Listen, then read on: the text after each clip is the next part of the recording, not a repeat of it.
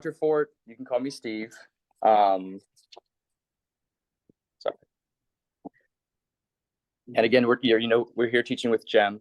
So Dr. Singh and I are really passionate about teaching manual therapy, advanced physical therapy concepts, because it's made such a huge difference in our own lives and in our patients' lives. And, if you do something, you always want to get better at it, right? And there's so much out there to learn. Like, the human body is so complex. It's so amazing.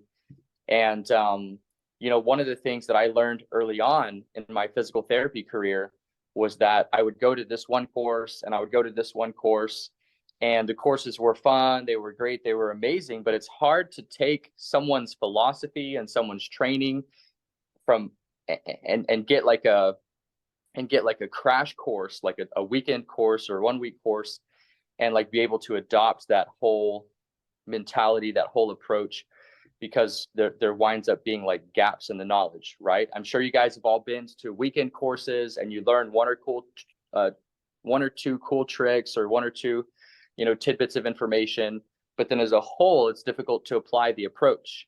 And so early on as a physical therapist, I recognized that there were programs out there where you can start at point A, and then you take another course and it builds on the one you took, and you take another course and it builds on the one you took, and you take another course. And so you're held accountable for the information. Your hands-on skills are getting repeatedly reviewed and stuff like that. You're practicing, you're reviewing, you're practicing, you're reviewing, and practicing with physical therapists who can give you, good feedback, who can give you better feedback than our patients. Sometimes they don't really know like where the hand should be in the hand placement for like manual therapy techniques and stuff.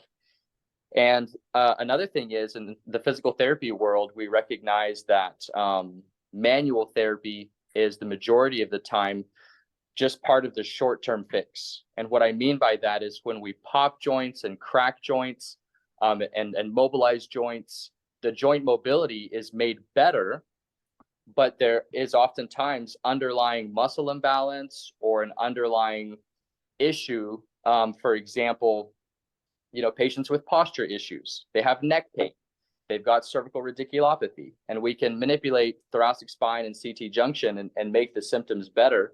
But if they go back to the desk and that's what they do for 40 hours a week, 50, 60 hours a week, the problem will keep coming back and the problem will not go away. So the manual therapy is a short-term fix. The long-term fix is exercise, stretching, and correcting ergonomics, how somebody lifts, how somebody does their sport. And so the cool thing about our training, so Dr. Singh and I both did specialization, which is a big, bad, like 1-day test. You have to study for it. You take education for it. You do a lot of reading and studying and stuff like that.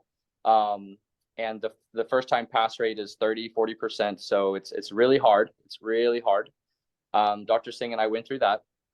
And then we each found a program like what I'm talking about that builds on itself. You start at point A and it builds on itself. And the one that Dr. Singh and I did was, the one that we did together was 2 years of coursework, and then another year or two of like fellowship hours.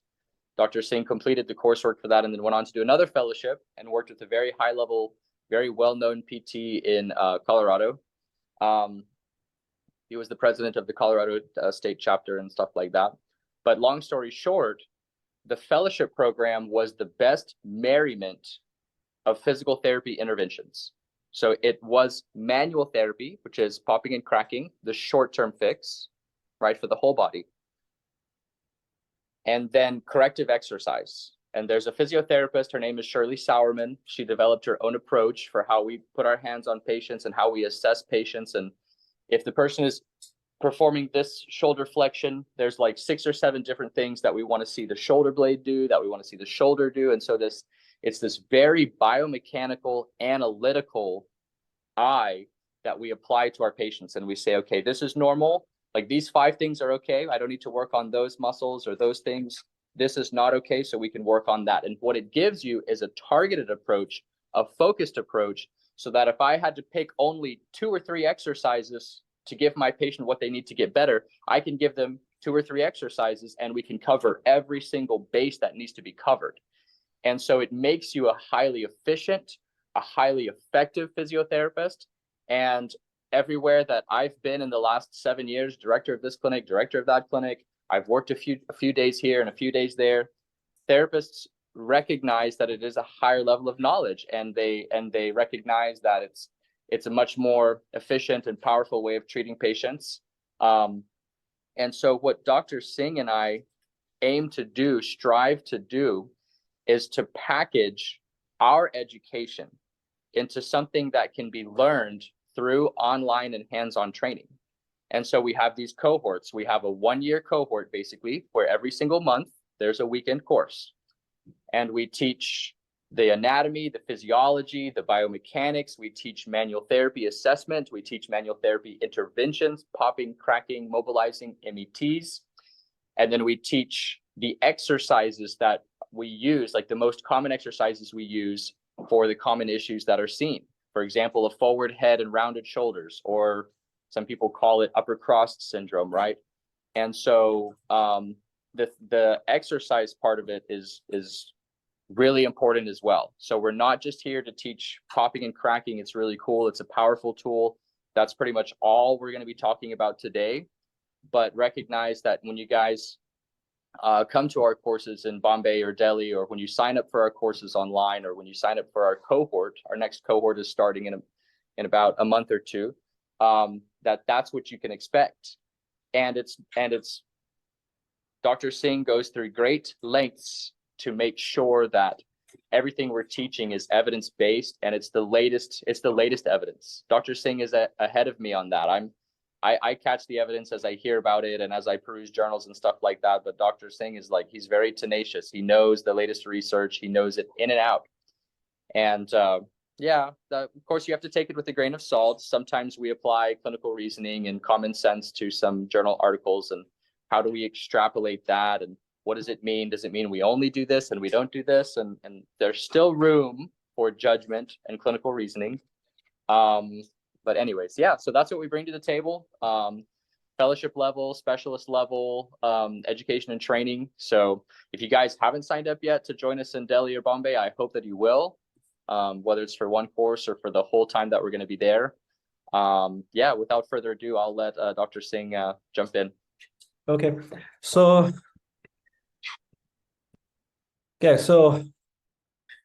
when we talk about manipulation, I mean, there are various terms that comes to our mind. I mean, chiropractors call it adjustment. Osteopathic literature call it osteopathic manipulation.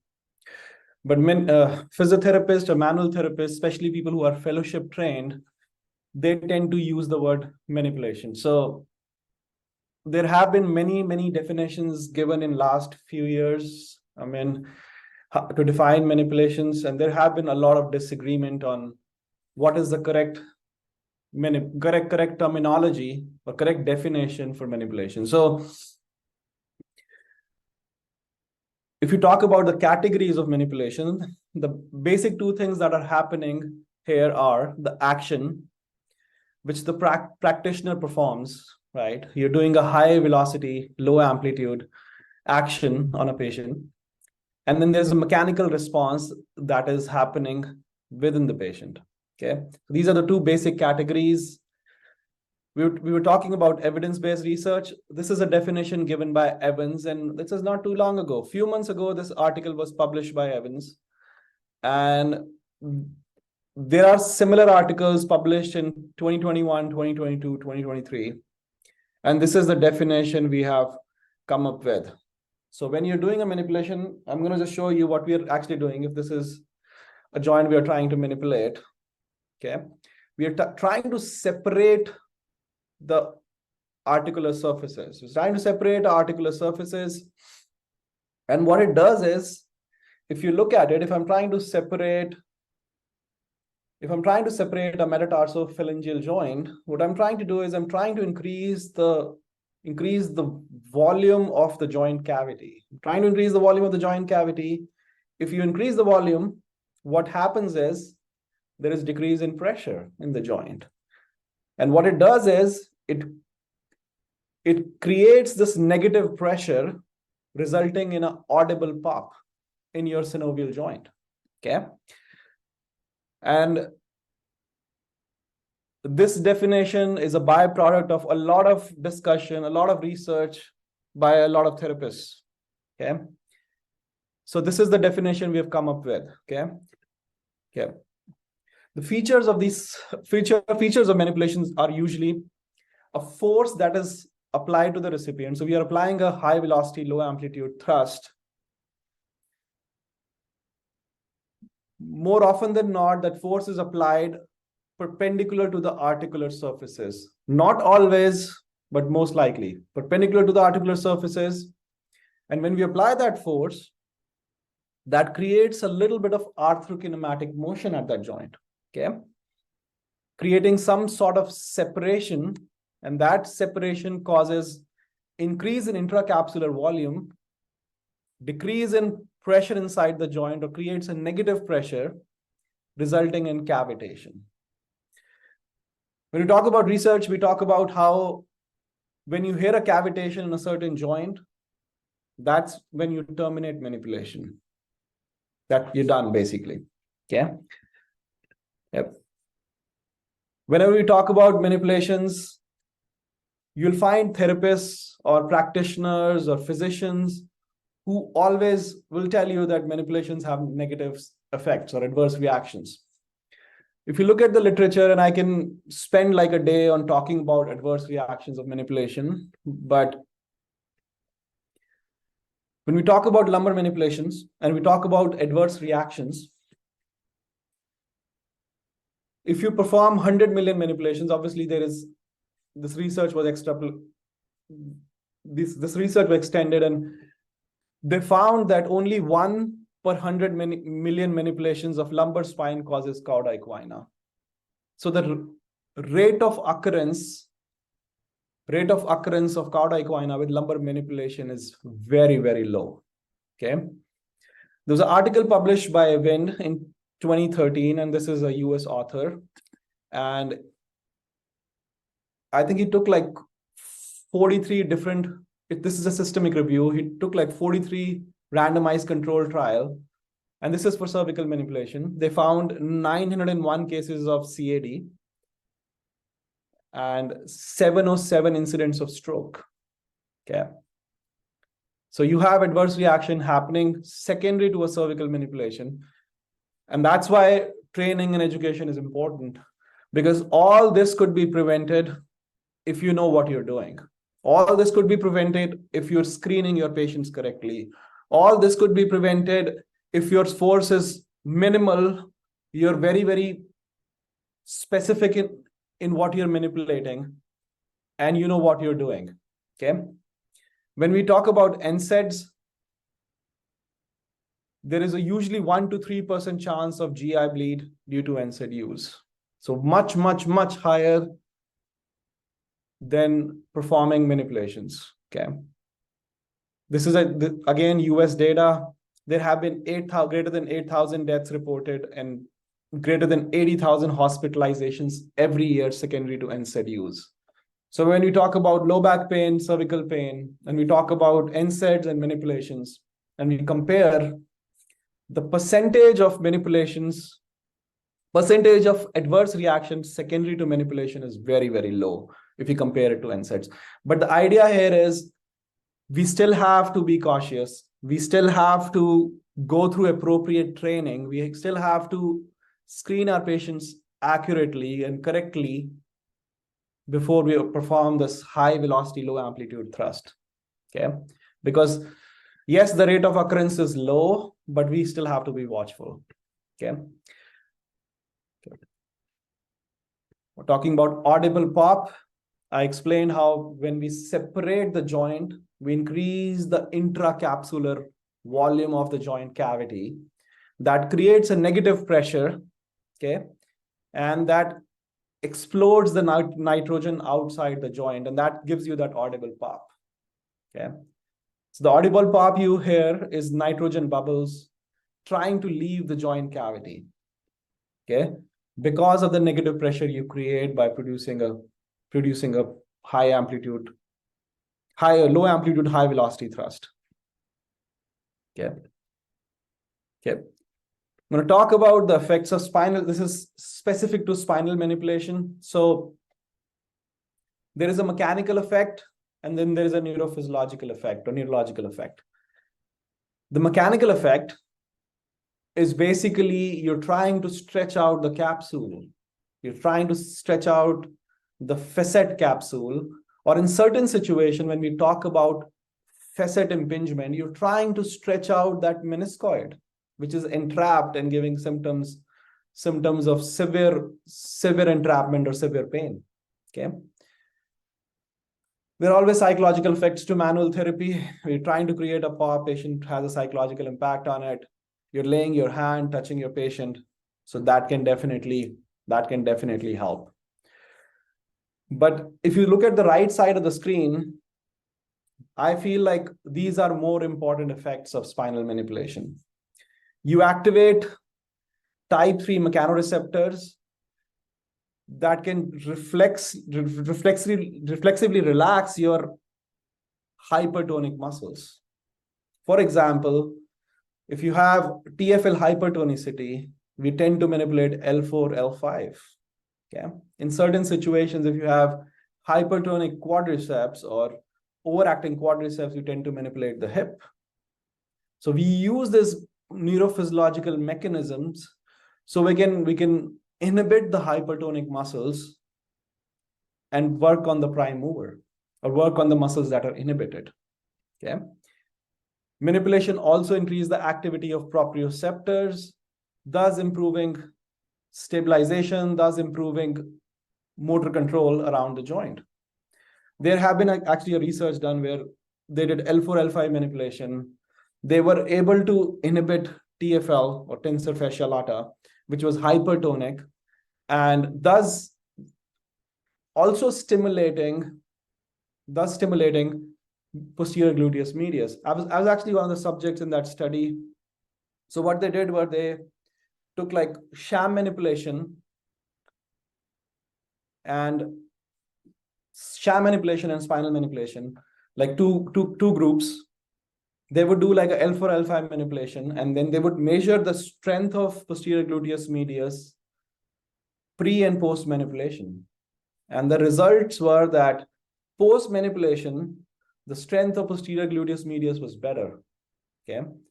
And that was secondary to inhibition of the hypertonic TFL and facilitation of posterior gluteus medius. Okay. So neurophysiological effects are powerful, and we should always use them for our advantage when we're encountering situation where a muscle is hypertonic and we're trying to inhibit it, so that we can activate the prime mover or activate the inhibited muscle. Okay. It also reduces central sensitization. We spoke about a patient last week, and we were talking about cervical spine, and we were talking about cervical instability, and we were talking about how it was causing increased facilitation of your sympathetic nervous system or autonomic nervous system, and causing some form of central sensitization.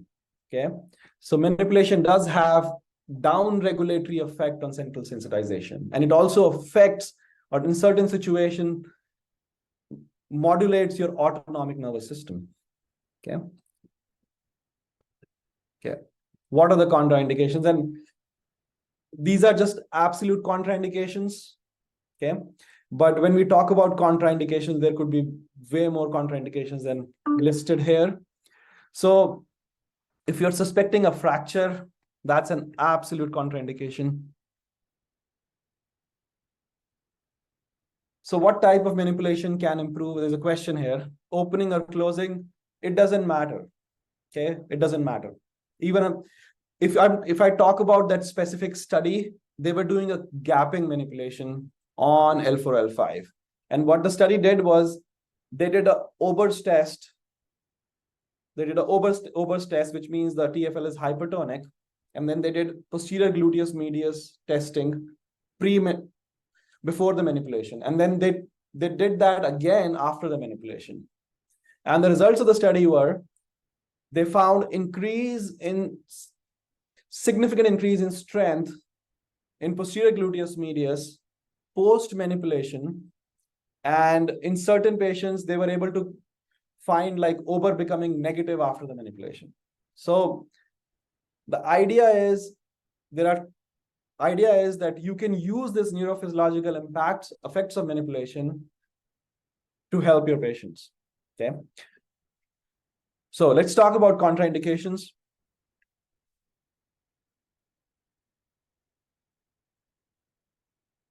Can we give manipulations to a grade 2 ankle sprain? It's a very subjective question, because yes and no. As long as you know what you're doing. Yeah. I mean, if patient has a lot of swelling, I mean, there are a lot of factors to it. So it's a very subjective question. Okay. Let's talk about contraindications. So the first contraindication is fracture, ligament rupture. If there is a lot of instability at the joint, I mean, you definitely don't want to manipulate that joint. The most important one is no working hypothesis. So manual therapy is just not about popping and cracking. And I say this all the time in all of my lectures. You need to have a clinical reasoning why you're doing it. Okay. All of us get like fascinated by that pop sound, but the most important thing is why you're doing it. If there is no working hypothesis, don't do manipulations. Okay. You need to have a solid clinical reasoning, a clinical background, why you need to manipulate that specific joint. Let's see one more question.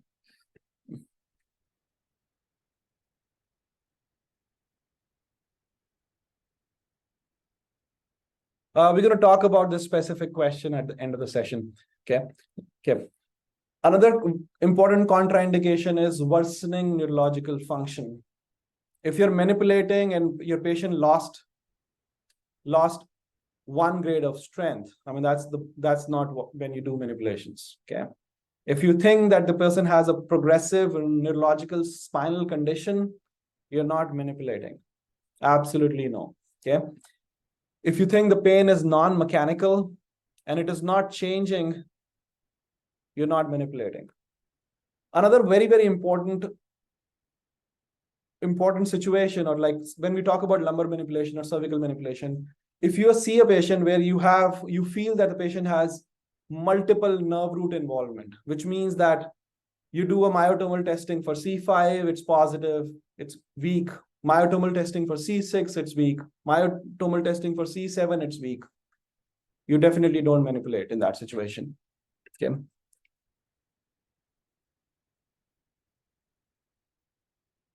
Yes, you can do manipulation in stroke patients.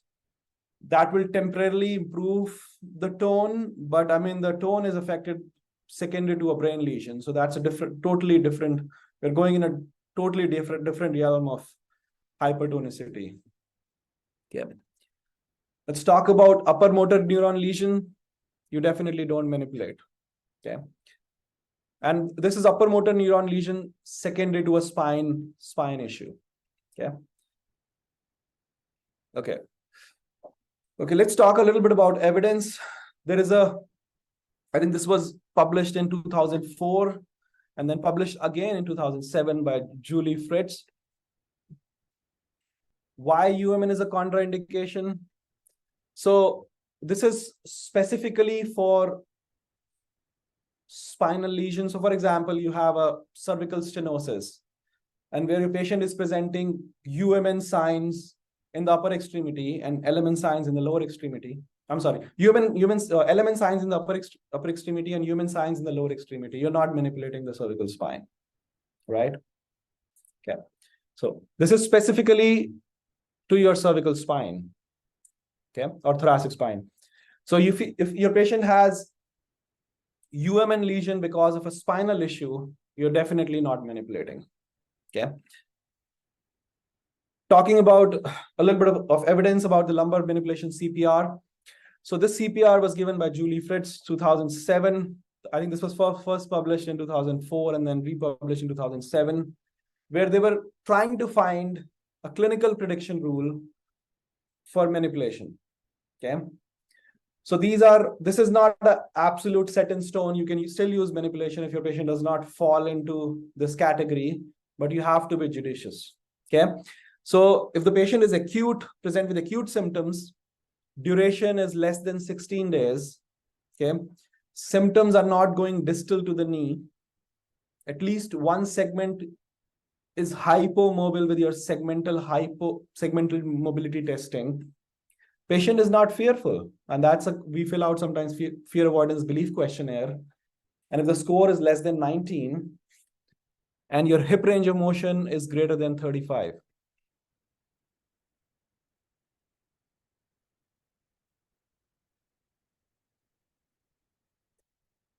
Yep.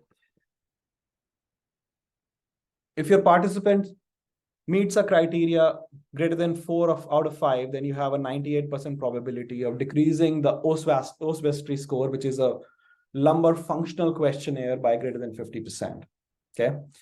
So if I have to just dumb it down, the CPR, acute patient, symptoms not going down the knee, patient is not fearful. If you feel the spine is stiff and hip range of motion is normal, lumbar manipulation works great. Okay, and you'll find patients, acute patients, the symptoms started a week or two ago. Their symptoms are not non-radiating nature. They just go proximal to the knee. You have a hypomobile segment. You can definitely use this research, and you have a 98% chance, if you meet the 4 out of 5 criteria, to have a positive outcome. Okay. Yeah.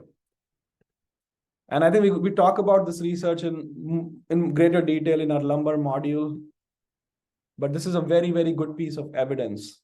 Every time you see a patient with acute low back pain, always think about this piece of research. Okay. Let's talk about neck pain and response to thoracic manipulation. Same thing. Acute symptoms less than 30 days, non-radiating kind of symptoms. Looking up doesn't worsen symptoms. Patient is not fearful. Cervical extension is less than 30, and then diminish kyphosis. Look at the positive likelihood ratio here. If you know your statistics, and we talk about this in detail in our foundations lecture, positive likelihood ratio is infinite. So if 5 or 6 of this are present, you should definitely do thoracic manipulation with acute neck pain of non-radiating nature, in which patient is not fearful. Okay. Very, very good piece of evidence. I think this was published by Josh Cleland in 2007. If you want me to share these articles, I can share it on the group. Okay. Let's talk about another very, very important piece of evidence. And this is for cervical manipulation. When should you do mid-cervical manipulation? Yeah. Symptoms less than 38 days. So if you look at all these 3 clinical prediction rules and these 3 major articles, I'm sharing this research because these are the most cited articles published in last 2 decades. Okay. And if you go through a fellowship program, they continue to remind you this piece of research, because this is a very, very important piece of research. If you look at the positive likelihood ratios, these articles speaks for themselves. So symptoms less than 38 days, positive expectation of the patients that manipulation will help, side-to-side difference in rotation greater than 10, and with PA spring testing, you're finding like hypomobility. Okay. All 4 variables present, positive likelihood ratio is infinite. All 3 variables present, positive likelihood ratio is 13.5. Going back to the foundations lecture, if it is greater than 10, we call it high likelihood ratio. Okay.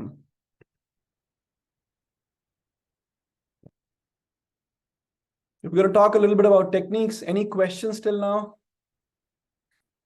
As I told you, this lecture could be 1-day lecture or 2-day lecture, because there is so much research we can discuss. But I've only discussed the more important research, like the more common articles, I think, which every therapist should know, because this is like, these are the, if you look at the number of citations on these articles, I think they're in thousands, all 3 articles. And you can't go through a board specialization or go through a fellowship training without knowing these articles. So I think you guys should know these articles. I'll share all 3 articles.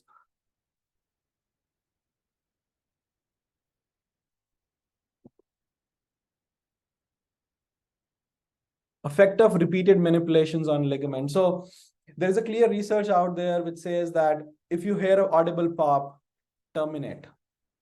And there is also a research out there which says that you can do million manipulations and you won't change the consistency of collagen fiber. Okay, so there are no effects of repeated manipulations on ligament. You have to do so many times to change the consistency, to create hypermobility or create like instability at a segment. Can we provide manipulation to chronic neck pain? Absolutely, but with caution. So as Dr. Steve said, manipulation is a short-term fix. Okay, you do manipulation to change the neurophysiology of the patient, change the neurophysiological environment. Okay, and then you do other things. You do other things like motor control training. You do exercises, corrective exercises. I think we talk about using manipulations with different conditions in our each module we teach. So, I mean, yeah, we'll talk about that. And as far as contraindications are concerned, like I can also tell you that this is basically for the spine, but if I talk about hip manipulation, I would not do a hip manipulation in a labral tear. So when we talk about individual, when we go through individual modules, we talk about contraindications with each technique in the individual modules. Absolutely. I mean, I think there is enough research out there which says that manipulation has a facilitatory effect. Can we manipulate if there's a cord compression? No, ma'am. Cord compression is upper motor neuron lesion. We're not, that's an absolute contraindication. Okay. And if patient has a progressive weakness, a progressive condition, we're not manipulating. Okay. Okay, let's move on to the techniques because Dr. Steve will demonstrate us all the techniques. We have picked 10 techniques because these techniques, if you look at the research with different body segments, I think they work on like multiple segments. So talking about a CT manipulation, you can do CT manipulation for neck pain, thoracic pain, lumbar pain. Can we manipulate for spondylolisthesis? I don't think so. I know there are people who are doing it and there are people who are going back to the absolute contraindications again. If there's a ligament rupture or there are signs of instability, we are not doing manipulation. Yeah. Okay, let's, Dr. Steve, are you ready with your subject? Dr. Steve, are you there? Yeah. Yeah. Are you ready with your subject? We are. Okay. So give me a sec to make a transition here. Okay. Okay. So what you guys can do is I'm going to stop sharing and you can pin Dr. Steve's video because he's going to demonstrate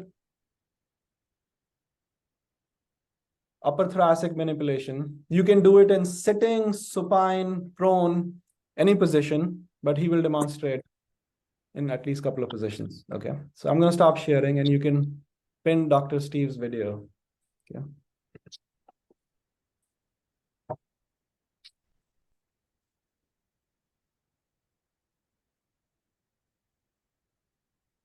Okay, guys, one sec here. Just trying to get transitioned over. All right, Arva, do you want to come have a seat for starters? Okay. Okay, so when I start treating a patient, when I start doing manual therapy on a patient, obviously it depends on the part of the body that we're treating, but normally I would start at thoracic spine.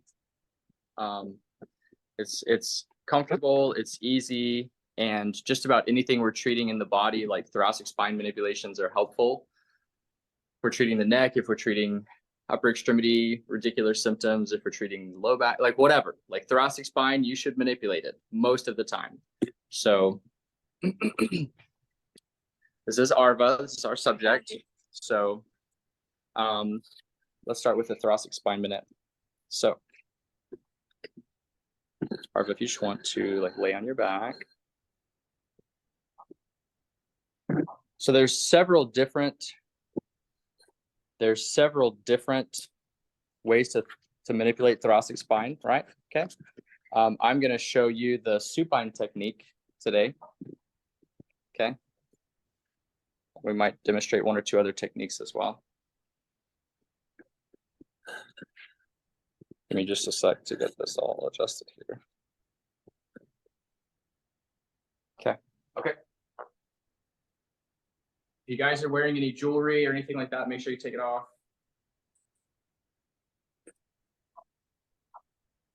Okay.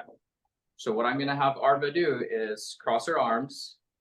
The opposite arm goes on top. So opposite arm on top, like that. We've got one arm over the other arm.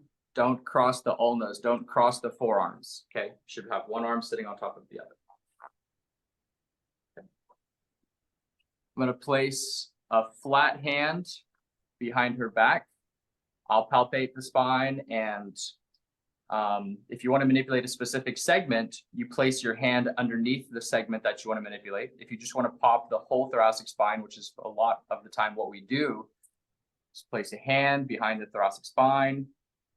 I'm gonna move her body around, flexion, extension, side bending, and rotation until I feel like I can get the maximal force, the maximal pressure on my hand underneath her.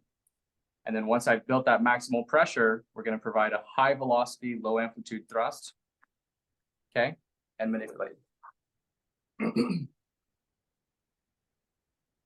Today we're doing a demo, and so it's going to be, we're not going to go into great detail. We're not going to show a lot of different techniques. This is kind of just an overview, right? Normally our lectures would have, you know, step-by-step instructions, and we'll go over it a couple of times, blah, blah, blah. But yeah, so that's a thoracic spine manipulation. It doesn't require a lot of force. As your technique improves and as you get better with time, you can kind of expect how much force to put in this person, how much force to put in that person. Dr. Steve, can you demonstrate like CT prone or CT sitting, one of the other positions? I mean, CT prone or sitting? Yeah, sure. So go ahead and let's go prone. So lay on your stomach for me. Bring your chin, put your chin at the edge of the table here.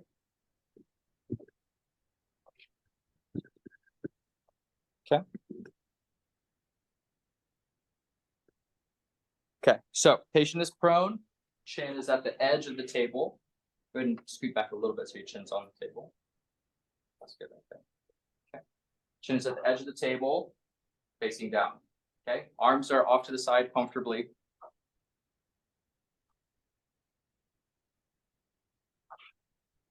So the first thing I'm going to do is I'm going to, on the side that I want to manipulate the CT junction, I'm going to park my hand. Here's the spinous process of C7. So I'm going to park my hand just to the side of that, okay, on the transverse process of, say, T1, okay? So I'm blocking the inferior segment, and then we're going to manipulate the superior segment. I'm going to side bend her. I'm going to side bend and rotate her head away from my hand until I feel pressure building underneath my hand, okay? Let's set up that one more time. So transverse process of T1, put pressure, put pressure, put pressure to stabilize. I'm going to side bend and rotate her head away from my stabilizing hand until I feel the tissues under my stabilizing hand start to wind up. Okay, and now we've created a barrier. And it's at this point that we provide a high velocity, low amplitude thrust. So we want to create a barrier. We want to thrust it all in a matter of 1 or 2 seconds. Otherwise, the patient is just laying there getting stretched and it's not comfortable. So again, stabilize T1, side bend, rotate the head away, build, build, build, build, build pressure. Now that we've got a barrier, I'm going to drop my thrusting hand, which is the hand that's on T1. 1, 2, 3. Okay, one time. Okay, sorry about that. Okay. So let's do it sitting as well. Sit up for a sec. Sit up facing the wall, I think. Another way to do it. Be sitting. Okay. I'm sure you guys have seen this technique. We can refine it a little bit. Or let's scooch back towards me. Sit at the very edge of the table. Okay. All right. So for me, I like to, if I'm doing CT junction, I like to have something to help me build pressure at the CT junction, like a towel or a pillowcase. So I'm gonna roll up a pillowcase. Roll it up, roll it up, roll it up. And then let's say I want to manipulate CT junction, right? So I'm going to place my towel roll right below CT junction. So if I want to manipulate C7, T1, T2, I can place my towel roll at T3, okay? And what that does is it just provides a contact for my body to really block and stabilize right below CT junction, so that when I provide a thrust, it's more targeted to and isolated to the CT junction. Okay, hands behind your neck. Hands behind the neck. I'm going to put my hands on top of her hands. We don't do this technique by lifting the hands and the head. We actually do this technique by squeezing the body from the side. So use your forearms to squeeze the body from the side. My chest is pushing forwards into her CT junction. Watch what happens from here to there. So I'm pushing my chest forwards and I'm lifting up to create a little bit of traction. So we're going to do that till we feel a little bit of barrier. We cannot go any further. That's when we do the grade 5 high velocity low amplitude thrust. We're going in a superior direction. 1, 2, 3. Okay, like that. Thanks, good job. Okay, you want to lay on your back.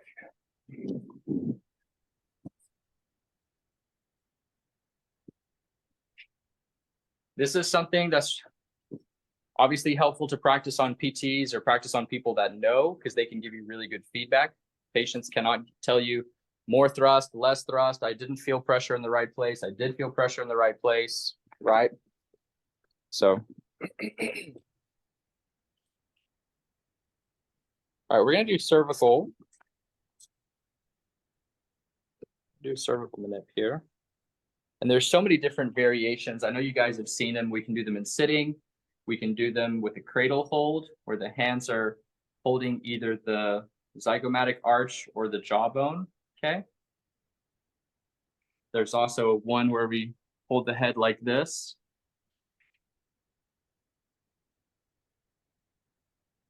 And then there's a variety of different ones in sitting. I mean, so many different positions, but I think technically the easiest one is the one that I'm going to show you.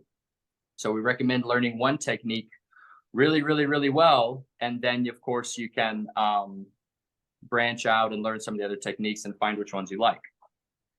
So normally for a neck, we would do our safety screening, which involves some subjective history and some special tests. And then we would do segmental mobility testing, where I grab onto C7, move it side to side, C6, move it side to side, and so on until we've assessed the joint mobility in the whole neck, so that you can find if there is one segment that's hypomobile, you can find the problem and fix it. Because we're not trying to just pop the whole neck and hope that we come out in a better place, right? And hope that we alleviate the patient's symptoms. So we're going to go with the lower neck manipulation on the right, and then we'll do an upper neck manipulation. So I'm going to grab onto the big bump at the base of the neck is C7. So if I come up from there, there's C6. I'm going to manipulate C5, C6. So I'm going to grab onto C5. There's a couple of different steps here. So I'm palpating C5 with the tip of my finger. And then I'm just going to wrap my finger around the lateral part of C5, the posterior part of C5, kind of on the articular pillar. And then I'm going to apply a little bit of pressure. I'm going to contact that joint. I'm going to contact that. That's my place. That's my placeholder That's my contact, right?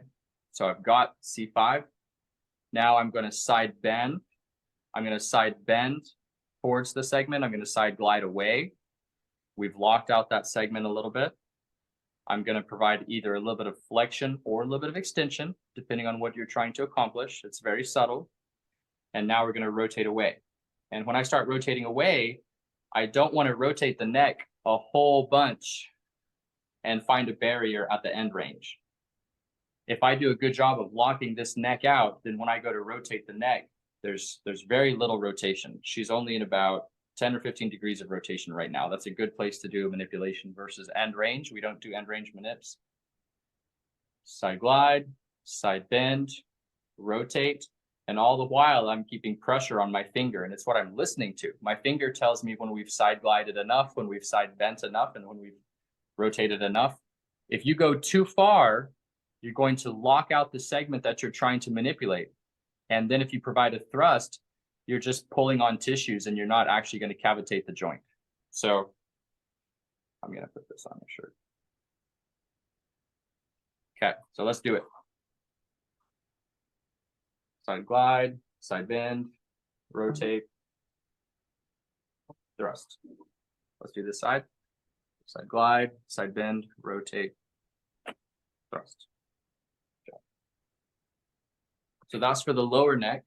Let's come up and do like an upper cervical. TJ, did you say you want to do C2-3? Yes. Okay. So for C2-3, what we're going to do is we're going to find the easiest landmark to find at the top of the neck. That's C2.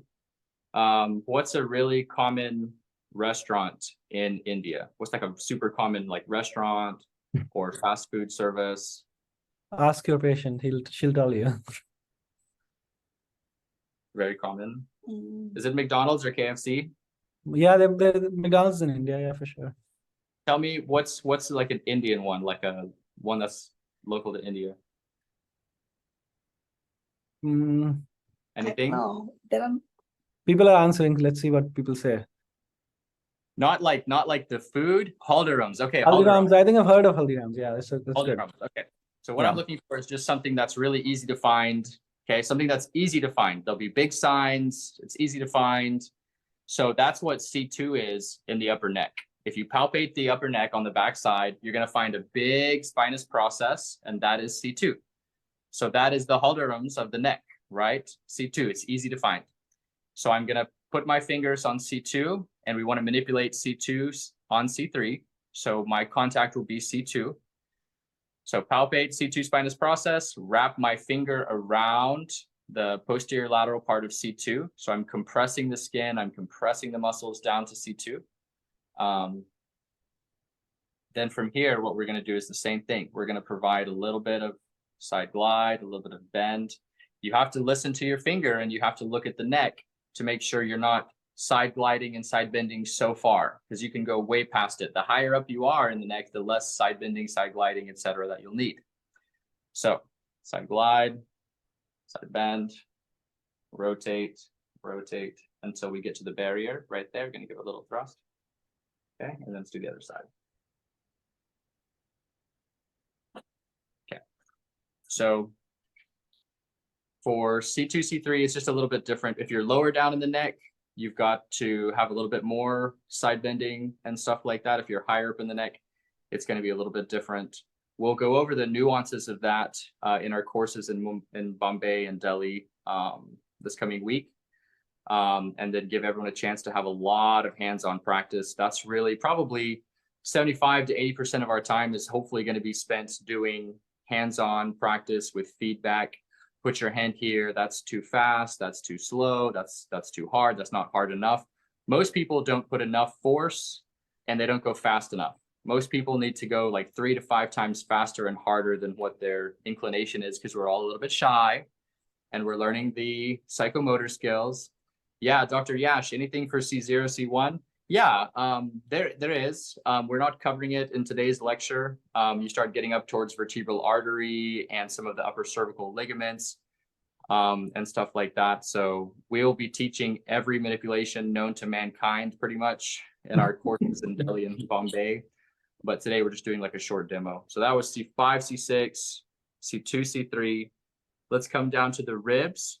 I usually do ribs in supine in this position, but for the sake of demonstration purposes, let's have you go prone. So lay on your stomach, and then I'll demonstrate it this way just because it makes a little bit more, you can kind of see it a little bit better. Okay.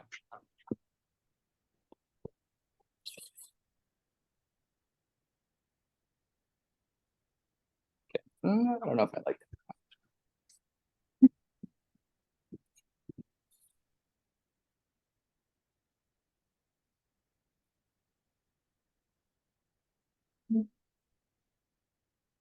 Okay.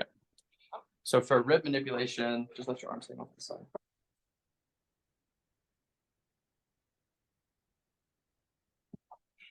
There's a couple of different ways to do it. Typically, we do one rib at a time. And so normally a patient will be complaining of pain, periscapular pain, pain that gets mistaken for rhomboids and mid-traps, all kinds of things take the blame for pain in here. Usually it's a rib dysfunction. If it's central along the spine, it could be a thoracic facet dysfunction. That's less common. And then also another very common one is referral from the neck, either from nerves or from the facet itself. Facets in the neck can refer pain down into this part of the world. So someone has pain, we're going to go palpating in that area, right? And what we're looking for as we palpate the ribs, we're looking for a speed bump. Okay, we're looking for a speed bump. So I palpate this one, and then I find a very prominent rib, and it's like, okay, wow, this rib is very, it's stuck in inhalation. It's a posterior rib dysfunction. It's stuck in inhalation. There's quite a few different terms for it, but ultimately, if you find a rib that's asymmetrical, and then it's hypomobile, and it's painful, then those are three things that I typically use to determine if a rib needs to be manipulated: asymmetrical, hypomobile, and painful. There is a special orthopedic test we do to rule in, rule out ribs. It is thoracic side bending and sitting. It's a very accurate test. I don't think I've ever had rib dysfunction that didn't test positive with that test. So according to me, it's very accurate. But ribs it's not exactly rocket science either to rule in a rib. You know, like I said, if it's asymmetrical, hypomobile, and painful when you spring on it, those are pretty good indications that it's a rib dysfunction. So we palpate the ribs at their angles. The rib angles are where they make a sharp turn from going laterally. They make a sharp turn to where they start to wrap around anteriorly towards the front. And at that turn, there's kind of a bony prominence, and I think there's some muscular attachments out there too, but that's called the rib angle. It's very prominent, it's easy to find. That is the best place to palpate ribs. There's less muscle bulk. It's also the place where you would want to have your hand if you're going to do a manipulation, because the further you are away from the spine, the better what you have, the better leverage, right? You create a longer lever arm, which means it requires less torque for the manipulation to be successful. It requires less, it's going to require less force from you. So that's always good. So for rib dysfunction, we're going to block the transverse processes on the unaffected side. So like so. And then I'm going to take my hand, I'm going to place it on top of the rib, my ulnar border, and I'm going to make sure that my hand is following the rib. So up here, the ribs are more lateral. And then as we go down, the ribs start to go more more inferior. So from lateral to more inferior. Okay. So I'm going to make sure I'm on top of the rib angle, make sure I'm respecting the rib and which way it runs. I'm going to stabilize the unaffected side. I'm going to put pressure on the affected side. I'm going to take it down as far as it'll go, and then I'm going to provide a thrust. Okay. Good job. So that's for rib dysfunction. We can do it like this. We can do it in supine. The first three ribs are done differently. Rib 2 and 3 vary, but typically the first 2 or 3 ribs are done differently. So we'll demonstrate that when we come. Let's move down to lumbar. Will you lay on your side? I think facing that. Yeah, cool. Let me give you a pillow. Patient positioning is really important. You want to make sure your patient is comfortable. If they are more relaxed, the manipulation is more likely to be successful, right? If you are manipulating a patient and your first attempt is unsuccessful, what should you do? You should reset and try again. I think you should try 2 or 3 times. Okay, give yourself a little bit of leeway. I think you should try 2 or 3 times. Each time you'll reset, you'll set them up again. And sometimes you just need a little bit more force. Sometimes you need to reset because you made an error along the way or whatever the case may be. But yeah, okay, let me have this thing. You can try 2 or 3 thrusts. And then if you don't get it, it's probably time to try something else, like move into some METs or mobilizations or stretches. Okay. So for lumbar, what we're going to do is we're going to take her from laying on her side in neutral. The lower leg, we're going to straighten it out. And as we do that, it can lock up the back. The further back we extend the hip, the further back we extend the bottom leg, the more we extend the lumbar spine. And as we extend it, we lock it out. So if I want to manipulate L5-S1, I'm not going to extend the lower leg. If I want to manipulate T12-L1, we've got to extend the leg until we lock out the spine up to T12-L1, right? So we use the lower leg for locking, okay? So once we've adjusted our lower leg, I'm going to take the top leg. I'm just going to hook the ankle over behind the knee. I know you guys have seen that. I'm just going to hook the ankle over behind the knee. That just helps lock out some of the hip muscles and stuff like that. Okay. From here, I'm going to take her bottom arm, and we want to systematically lock down the thoracic spine all the way down. We want to lock out the whole spine down to where we're going to manipulate. So we lock up the spine to where we want to manipulate. We lock it down to where we want to manipulate. The only segment we're not going to lock out is the one that we want to manipulate. Okay. So I've got L5-S1 free right now. I'm going to take her hand. I'm going to pull it forwards and rotate her into flexion and rotation all the way until I feel movement at the L5 spinous process.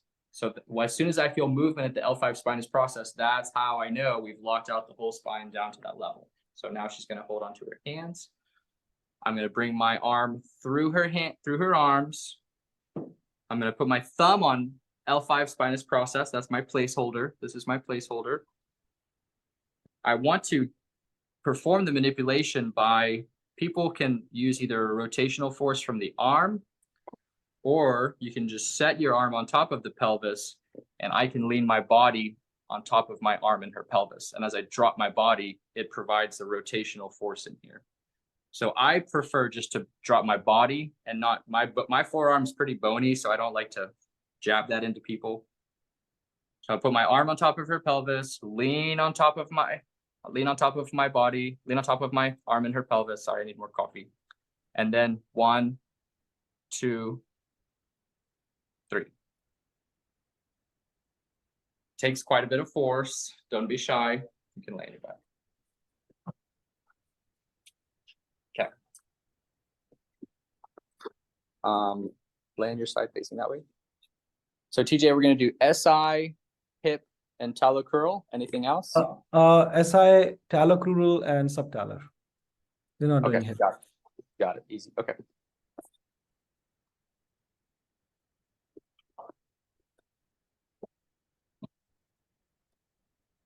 Okay. You guys, today's really exciting. So I just have to throw this in here real quick. So Arva and I are having our soft opening today at our PT clinic in Frisco, Texas. So I'm going to take 2 seconds and just do a quick 360 of the clinic. We've gotten it all ready. It's been a lot of hard work. Not enough sleep. You can see it's still being put together, but anyways, Arva and I wanted to be here and make this video for you guys. So Arva, thank you very much. Yep. You guys, wish us luck. Wish us luck for our soft opening today. So for the SI manipulation, depending on the complexity and the issue, we have to treat it specifically. Okay. So I'm about to demonstrate one SI manipulation. Okay. There are many, and many times we have to get into the sacrum and do some muscle energy techniques and identify specific dysfunction. What happens if the SI joint is in enough dysfunction? In other words, if the positional relationship between the sacrum and the innominate bone is off by a lot, okay? So in order for that to happen, the ligaments that connect and provide stability to the SI joint, the more out of place it is, or the more malaligned it is, the tighter those ligaments are. So guess what happens when those ligaments get tighter and tighter and tighter? The SI joint gets more stable and stable and stable. And so sometimes you go to pop an SI joint, which is already an incredibly stable joint. It takes a lot, I think, to get that joint in dysfunction, right? It takes a lot, unless maybe it's a very hypermobile person or someone who is pregnant or postpartum, right? And then the ligaments are loosened because of relaxin and stuff like that. So maybe it doesn't take as much, but generally speaking, it takes a lot to get SI into dysfunction. So, you know, the more stable the joint is, the harder it is to manipulate. So it's already hard to manipulate because of its stability. But if they're in a serious dysfunction or in a nasty dysfunction, like, good luck. Do you need to take it? No, it's from lower blind. Blind. Okay, cool. All right. So just to recap what I was saying on that is, if you guys go to manipulate SI joint and you feel like you're giving it the appropriate force and that you're doing it correctly, you don't know what the problem is, sometimes you just can't jump in and manipulate it. And that's why we teach in depth how to assess and treat SI joint.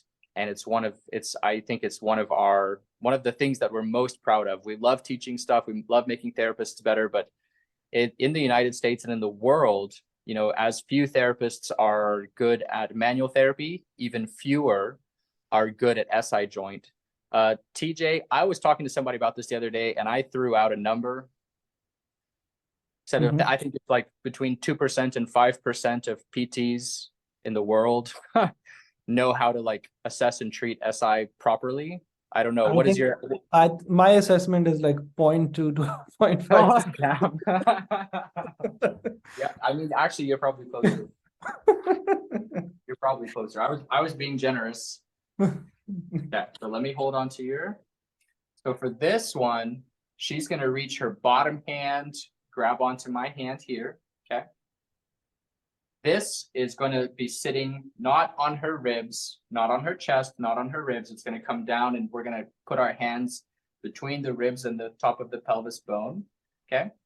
And that's stabilization. So the hand that I'm holding in my hand are going to stabilize the trunk so that I can provide a thrust to SI joint, and she's not just rolling off the table, right? Okay. So now with my thumb, let me move the camera a little bit. With my thumb, I want to palpate the PSIS. Okay, I want to palpate PSIS. And once I find the PSIS, that's where I'm going to park the heel of my hand. Okay, if you just put your hand on the pelvis and manipulate, you're probably going to manipulate up here in lumbar spine because you're just giving rotation to the pelvis and the lumbar spine. But if you want to manipulate SI joint, you have got to be right on top of that PSIS, and your force has to be to that PSIS. So hold the hand. There's PSIS. I'm going to pull my hand and push my hand at the same time. 1, 2, 3. Okay, lay it back. Okay, let's do 3 more. Sure. All right. So for the hip manip, trying to think of a good angle for this one. Okay. So for the hip manipulation, I think I'm going to do it like this. Yeah. Long axis distraction. Yeah. So for the hip long axis distraction, what I'm going to do is we've got to put the hip into its loose packed position. You guys need to know your loose packed position and your open packed position. We need to know those for manipulations, for mobilizations, and different things like that. So based on the orientation of the hip joint and the different ligaments of the hip joint and the joint capsule itself, we can put the hip into a position where those things are on slack. And that position is 30 degrees of flexion, 30 degrees of abduction, and a little bit of external rotation. Some people say about 15 to 20 degrees. So if you want a general number to shoot for, you could go 30, 30, 30. If you want to be more precise, I say 30, 30, 20. So flexion, abduction, external rotation. Then I'm going to put my hands above her ankle. I'm going to lean back like I'm water skiing. I'm going to lean back and just provide that traction force already. Once I've leaned back, I'm going to provide some little oscillations. And I want to feel and see that the hip joint is moving. So when I provide the oscillations, it helps the patient to relax, but it also helps me start to get an idea of how stiff is this hip. If I start oscillating and the hip is starting to distract already, I don't need to provide a big force. I can just provide a fast thrust and the hip will manipulate. If I'm pulling on it and it feels very stiff, then I'm going to provide a bigger thrust. So that's just a nuance. Oscillate, oscillate, oscillate. After a couple of oscillations and the patient's relaxed, you're going to lean back and then provide a grade 5 high velocity, low amplitude thrust at the barrier. Find the barrier and pull. Okay. If the patient doesn't slide down the table a little bit, you did it wrong. They'll probably slide down the table a little bit. However, the slower you go, the more they're going to slide. So the faster you go, the more your force will be isolated to the hip and the less they're going to slide. So same holds true for the talocrural joint, which we're going to do next.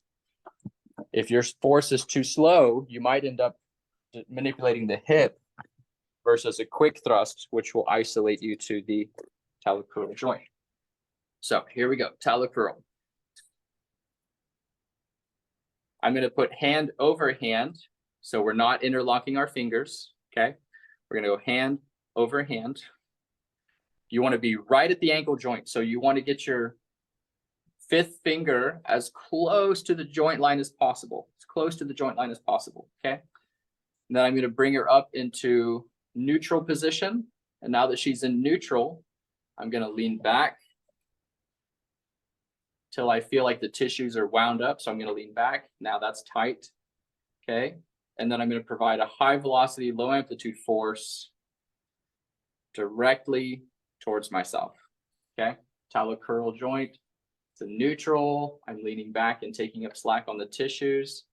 1, 2, 3, thrust. Okay. While we're here, we're going to go ahead and do midfoot and then subtalar.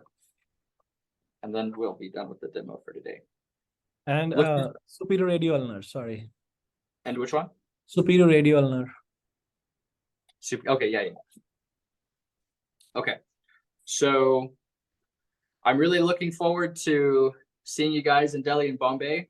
I know many of you will be seeing again and getting you guys even further down the road. And for our new ones that'll be joining us, really excited to meet you guys, spend some time with you guys. So for this midfoot manipulation, we're going to manipulate a cuboid bone. So we've got the medial cuneiform, cuneiform bone. So we've got medial cuneiform, middle cuneiform, and the lateral cuneiform. Okay. So either of those bones in the midfoot can be manipulated. I will say by far the most commonly involved cuneiform is second cuneiform or intermediate cuneiform, the one that's right in the middle, this little dice-shaped bones. And that's because if you look at the arch of the foot, the transverse arch of the foot, the keystone, the top of that arch is going to be that bone, the intermediate cuneiform.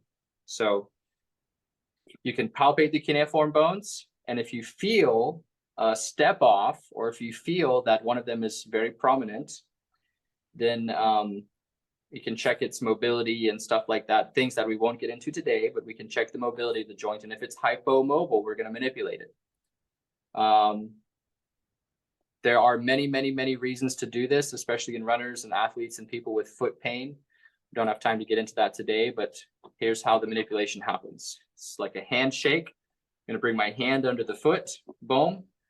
I'm going to place my pisiform on top of the cuneiform that I want to manipulate. And then I'm just going to wind my hands. I'm going to twist my hands, twist her foot until I get the foot locked out. And then I just provide a little squeeze, a little thrust. There we go. Okay. Go ahead and actually you can stay where you are. I'm just going to hold your leg. I'm going to wrap your leg around me. So let me set up for our subtalar. There are several different ways to do subtalar. I'm going to show the subtalar whip because it's what TJ put in our video. I like a different technique, but we'll show you guys all the different ones when we come to Bombay and Delhi. So subtalar whip, let me just show you the setup here. Arva is laying on her back, okay? And I have put her knee into my side. Why am I doing that? I'm doing that so that if I want to traction her foot to help with the manipulation, her leg is stabilized against my body. So that's why her leg is wrapped around my body, so that when I go and traction her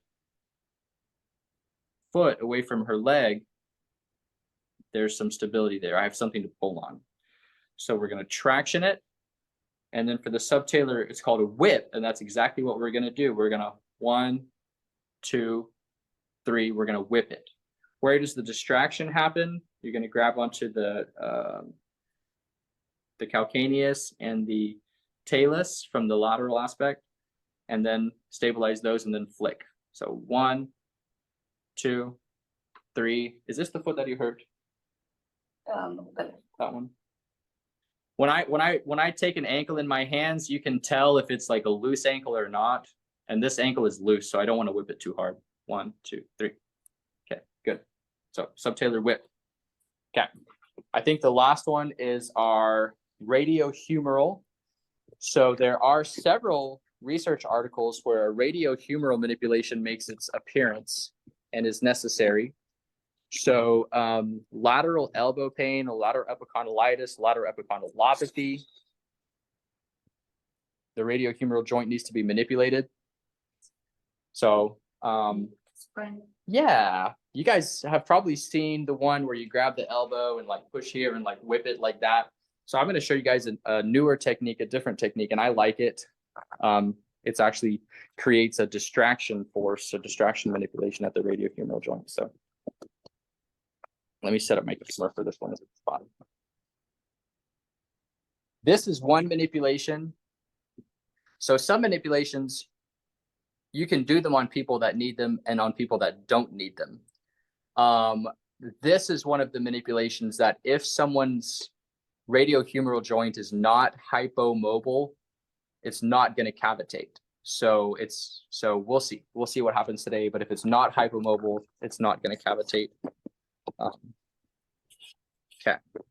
So here's what I'm going to do. I'm going to bring her arm by her side. Her hand is facing down. Okay. Here's my radiohumeral joint right here. I'm going to put my hand on top of her shoulder, and we're going to create a little seesaw. And the elbow is the fulcrum of the seesaw. So as I push on her shoulder, you guys see how her forearm comes up? Push on the shoulder, the forearm comes up. So I want to stabilize the shoulder with the forearm in the air, and then I'm going to press down on her distal forearm. And as I press down, that's hypomobile. So this is actually hopefully going to cavitate for us. So block the shoulder, press down on the forearm. 1, 2, 3. Thrust. I didn't want to be too mean. Sorry. So Arva's my business partner. I'm not going to be too mean there. But basically, you take that seesaw, and then as you thrust the wrist down, it's going to create a gapping force right here at the radiohumeral joint. And you'll get a nice, big, loud cavitation. In cervical radiculopathy, so I think one of the research articles where we use an elbow manipulation, a radiohumeral manipulation, is in lateral elbow pain, cervical radiculopathy, C5, C6. We manipulate C5, C6. We manipulate the radiohumeral joint, and we manipulate the wrist, the proximal carpal row, Let me demonstrate that, and then we're going to sign off for the day. So go ahead and sit up for me. Let me have your hand. Okay. So we're going to take a hand. I'm going to place my thumb on her scaphoid and on the lunate.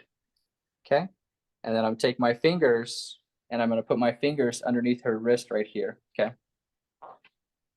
Fingers under the wrist, thumb on scaphoid and lunate. I'm going to compress everything together. I'm going to provide a little bit of a traction force. I'm going to bring her wrist back into some extension. And then once I feel like I've locked it out, I'm going to provide a distraction force. 1, 2, 3, like that. Okay, good job. So manipulations and manual therapy is huge. It's been one of the biggest things that's made a change, a difference in my career, allowed me to, become clinic director, clinic owner, travel to see you guys, teach online, and just, it's huge, guys. So manual therapy, manipulations, get into it, get better at it, never stop learning. And yeah, I'm going to sign off. For those of you guys that we're seeing in India, this week and next week, we're looking forward to it. If you haven't signed up yet, come join us. We'll have a lot of fun. We'll learn a lot. Cheers. Thank you, Dr. Steve. We will share this video on YouTube. So if you want to go back and look at stuff, you can. Okay. And if you have any questions, feel free to reach out to us. Reach out to Dr. Dhrumi. More details to follow. I think we discuss all these techniques in each module. Our YouTube channel is Gem Physio, and we share these free lectures. Try to find there are a lot of resources like physio tutors, but our education is catered towards evidence-based manual therapy. Yeah, and if you have any questions, feel free to reach out to us. And yeah, I think we're teaching in Bombay from 1st to 7th of October, and then Delhi from 9th to 15th. So looking forward to meeting you guys, spending a lot of time. It's going to be, our sessions are very, very long. We usually start at like 8 a.m. and teach until 6 p.m. And yeah,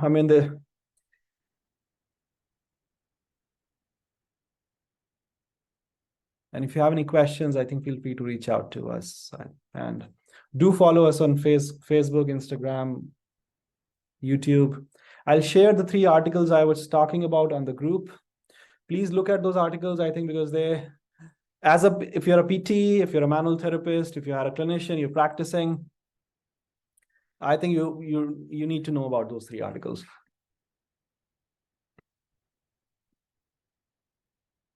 I think, can you share the group link, please, Dr. Dhrumi?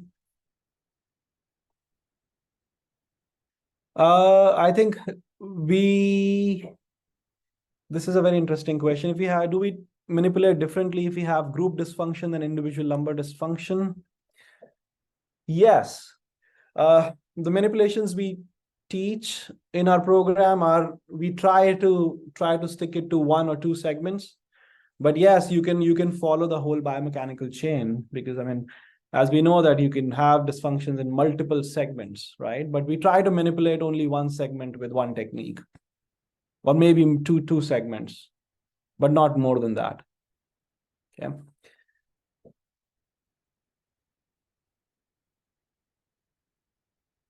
Sacrum outflare, it's not sacrum outflare, it's pelvic outflare. We talk about that in absolute greater detail in our pelvis course. I do feel that our pelvis course is one of the better courses that are out there, because a lot of people don't teach pelvis in that detail. Yeah. So if all are hypermobile, it is not lumbar spine that is the problem. Problem is somewhere else. If you have all the segments that are sitting in dysfunction, you have to find what the cause is. Usually it's pelvis that's the cause. If it is SI, that is the cause of, if you have multi-segmental hypermobility. Yeah. And in certain situations, there's a possibility that you can have more than 2 or 3 segments being hypermobile. But usually if you have multiple segments that are stiff, you have to find the cause. I think usually SI is the cause, or sometimes cervical spine could be the cause. Okay. So, yeah. Type 1 mechanics. Yes. We always talk about type 1 mechanics.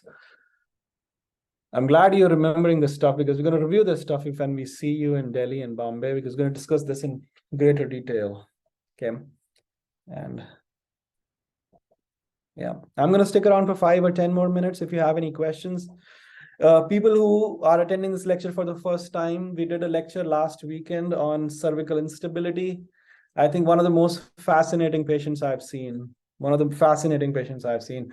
Do watch out that lecture. It's on YouTube. I mean, one of the most fascinating patients I've seen. I mean, amazing presentation. I mean, yeah. And we like to do these lectures, I mean, just because I feel like we should share our ideas. There are not a lot of fellowship trained therapists that are teaching in India. There are a lot of people teaching in India who call themselves as experts, but not very many teaching in India as fellowship experts, fellowship trained therapists. So yeah, I mean, that's why we feel we can make a difference in how we teach and how we give this information out, information, and share this information and teach motor learning skills and share the research and evidence that are followed universally and make sense of it. Okay. Any more questions, guys?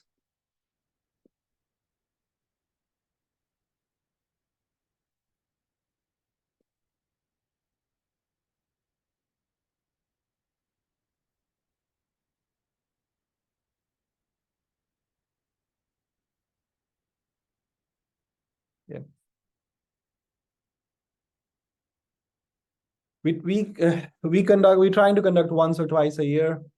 And our vision is that we want one curriculum for both India and US. I mean, we are fellowship trained, so yeah, our vision is to create one curriculum, same education, which is taught in the US and taught in India, because I think there is a massive gap in education in India and US. I mean, so that's our long-term vision. I mean, and the stuff we are teaching when we're coming to India, because we have gone through the fellowship, postdoctoral fellowship, we know where the level is, what the current curriculum is, and then we are teaching on those lines. And the same curriculum we went through, and we've added more and more information and more recent research. If you look at the articles we share, we sometimes share articles which are published in last 2, 3, 4 years. So yeah, the idea is to keep sharing this information and because when we treat one therapist, I think we help a lot of patients. So that's the long-term goal. So if you have any questions, you can reach out to Dr. Dhrumi, okay, and email us. I mean, we look for your feedback, and we want to get better, and we want to continue to bring more people. I see, can we manipulate chronic hypo before stretching tight structures, which are not before stretching tight structure would not go back again from tight structures? Yeah, I mean, that's a little subjective question. Yes, you can manipulate, but yeah, manipulation is not everything. I mean, it's in acute cases, the evidence is crystal clear. If you have acute dysfunction, your patients fall into those clinical prediction rules, CPR given by Julie Fritz and Tim Flynn, do it. But I mean, in chronic situations, you can do it, but manipulation is not everything. And that's why clinical reasoning is important, and multimodal approach is important. You need to work on motor control. You will have to work on dysfunctions. Yes. So yeah, I mean, in chronic patients, I mean, manipulation is not everything. I mean, manipulation plays a little role, and then you have to do other things. Okay.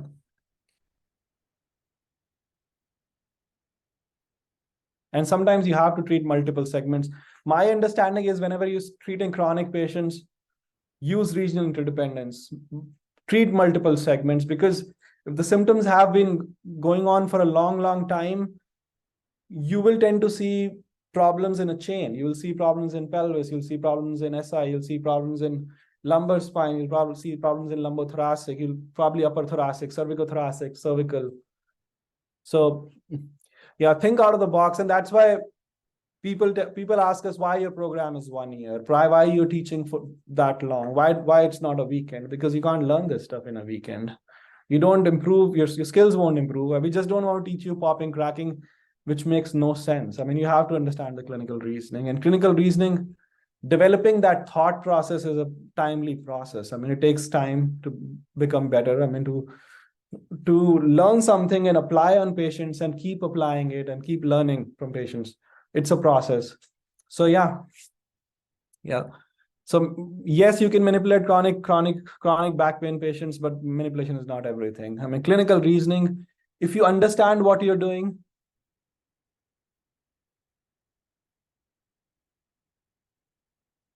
so I think we plan to come twice a year. I mean, I think we plan to come in April, but this time we are teaching spine, and I think next time we'll be probably focusing on extremities and other modules. Yeah. We discourage the use of, I mean, 1 month course available. The idea is to improve your skills. I don't think one month is enough to improve your skills. Our program length is 1 year. We follow the guidelines of American Academy of Orthopedic Manual Physical Therapy, and their guidelines say the manual therapy programs should be at least 11 months, greater than 11 months. So yeah, so that's why the program is 12 months. There is a little bit of thought process behind this. You have the manual therapy programs should be at least 1 year or greater. So that's why the program is not 1 month. I know there are people who are teaching 1 weekend programs and 3 month manual therapy programs, but we strictly follow the guidelines and curriculum of AAOMPT, which is a premier organization in the US, which is American Academy of Orthopedic Manual Physical Therapy. Okay. And our fellowship programs, our postdoctoral programs, they should be at least 1 year. These are their guidelines. And I mean, if you go through fellowships, I mean, with time constraints and stuff, you end up doing fellowships in 2 to 3 years. 1 year is like full time, and you attend courses every weekend or every second weekend. We are not providing internships at this point, and that's the long-term plan, is to provide fellowship hours, and that's how in the US, how the program runs is you attend the modules, you do the didactic portion, which is around 12 to 14 courses or 18 courses.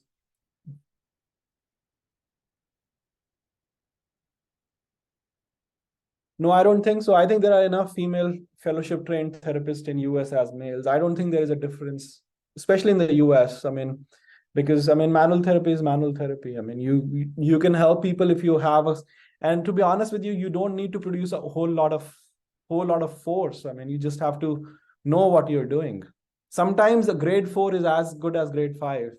But the point is, do you understand what you're doing? And that's where it is. I know therapists who don't even manipulate, and they are great therapists. So the point is that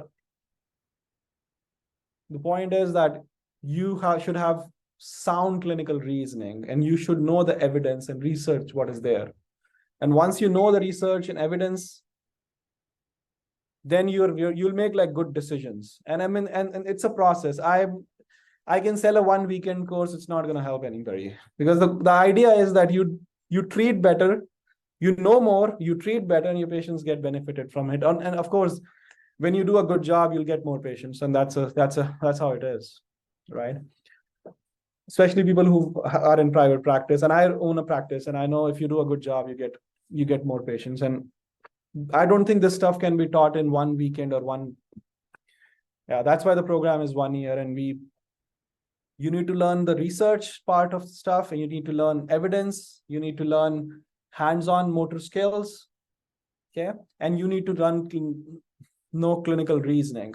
And when you combine these 3-4 things, then you know what you're doing, okay? And I mean, yes. And manual therapy is not about popping and cracking. I know we live in the day and age of social media where everything is popping and cracking. Manual therapy is not popping and cracking. Manual therapy is understanding what you're doing. Manual therapy is sound clinical reasoning. Manual therapy is evidence. if my patient is not comfortable with grade 5 manipulations, I'm not doing it. Okay. So your patient should also be comfortable with what you're doing, right?